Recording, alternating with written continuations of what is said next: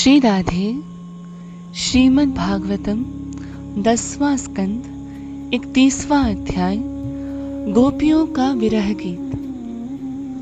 यह अध्याय उन प्रसंगों को संबोधित करता है जिसमें गोपियां श्री कृष्ण के विरह में विह्वल होकर यमुना पुलिन के तट पर जा बैठती हैं और प्रार्थनाएं आरंभ करती हैं और श्री कृष्ण का गुणगान करती हैं, क्योंकि गोपियों ने संपूर्ण रूप से अपने मन और अपने प्राण श्री कृष्ण को अर्पित किए हैं। इसी कारण वे उनसे विरह की दिव्य उत्कंठा का अनुभव कर रही थीं। किंतु उनका रोना, जो कि दुख का एक लक्षण प्रतीत हो सकता है, वास्तव में एक परम उच्च दिव्य आनंद की अवस्था का द्योतक है। जैसा कि कहा गया है, यत देख वैष्णवेर व्यवहार दुख, निश्चय जानीह से परमानंद सुख। जब हम किसी वैष्णव के व्यवहार में दुख को देखते हैं तो हमें समझना चाहिए कि निश्चय ही वह उच्चतम आध्यात्मिक आनंद का अनुभव कर रहे हैं। इसीलिए प्रत्येक गोपियों ने श्री कृष्ण को संबोधित करते हुए प्रेमोल्लास में उनसे उनकी दया की प्रार्थना की। जैसे ही श्री कृष्ण के लीलाएं गोपियों के मन में उदय होने लगे, वे उनका गान करने लगी, जो कि श्री कृष्ण के विरह से संतप्त उनके मनों को शांत करती हैं और परम मंगलकारी हैं। उन्होंने गाया, हे नाथ, हे कांत, हे छलिए। जब भी हम आपकी मुस्कान को स्मरण करती हैं, जब भी हम आपके प्रेम भरे चितवन को स्मरण करती हैं और जब भी हम आपके सखाओं के साथ किए गए आपकी लीलाओं का स्मरण करती हैं, हम अत्यंत विह्वल हो उठती हैं। आपके कमल सदृश मुख को, जो कि काली अलकावलियों से सुशोभित है और गौरज से संलिप्त है, स्मरण करके हमारी आसक्ति आपके प्रति अत्यंत बढ़ती है। और जब हम यह स्मरण करती हैं कि आप गौचारण के लिए एक वन से दूसरे वन अपने कोमल चरणों से विचरते हैं और उसमें कंकर, कांटे, तृण, इन सब के चुभने की संभावनाएं होती हैं, तो यह सोचकर हमें अत्यंत पीड़ा होती है।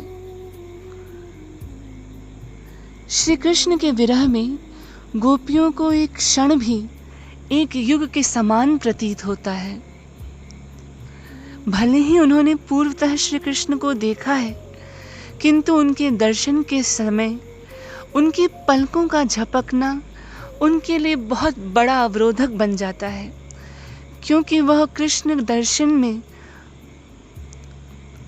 अवरोध पैदा करता है, भले ही वह अवरोध क्षण भर का भी क्यों न हो। श्री कृष्ण के प्रति गोपियों का जो प्रेमोन्माद, प्रेमोल्लास है, वह सामान्य काम के अधीन प्रतीत हो सकता है, किंतु वास्तविक रूप में यह उस शुद्ध इच्छा का द्योतक है जो भगवान श्री कृष्ण के दिव्य आध्यात्मिक इंद्रियों को तृप्ति प्रदान करने की परम पवित्र इच्छा है।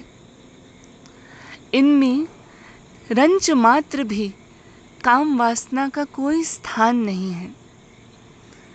श्लोक 1। गोप्योचुः जयति तेऽधिकम् जन्मना व्रजः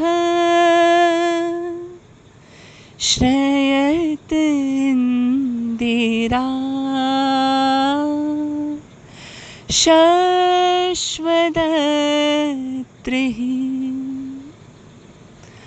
दयितदृश्यताम् दिक्षु तावकास् त्वयि धृता सर्वस् त्वां विचिन्वते।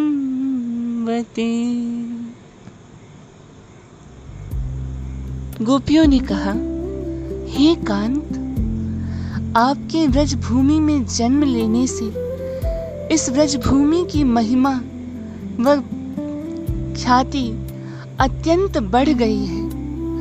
इसी कारण सौंदर्य, मृदुलता व सौभाग्य की देवी इंदिरा यहाँ पर निरंतर रूप से वास कर रही है। हे नाथ, आपके लिए ही हम आपकी समर्पित दासियां अपने प्राणों को धारण कर रही हैं।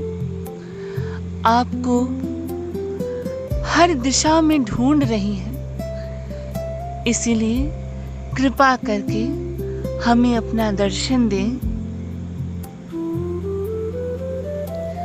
जो लोग संस्कृत के श्लोकों के पठन पाठन से अवगत हैं, वे इसके परम उत्कृष्ट काव्य की सुंदरता का अनुमोदन कर सकते हैं। खास करके जो सुंदर छंद इसमें प्रयोग हुए हैं उसका। साथ ही में अधिकांश रूप से प्रत्येक वाक्य के पहले और 7वें अक्षर एक ही वर्ण से प्रारंभ होते हैं। ठीक वैसे ही हर दूसरा अक्षर चारों वाक्य में एक ही वर्ण से प्रारंभ होता है। हरे कृष्णा। जगत गुरु श्रीला प्रभुपाद की जय। सर्वम श्री कृष्णार्पणमस्तु।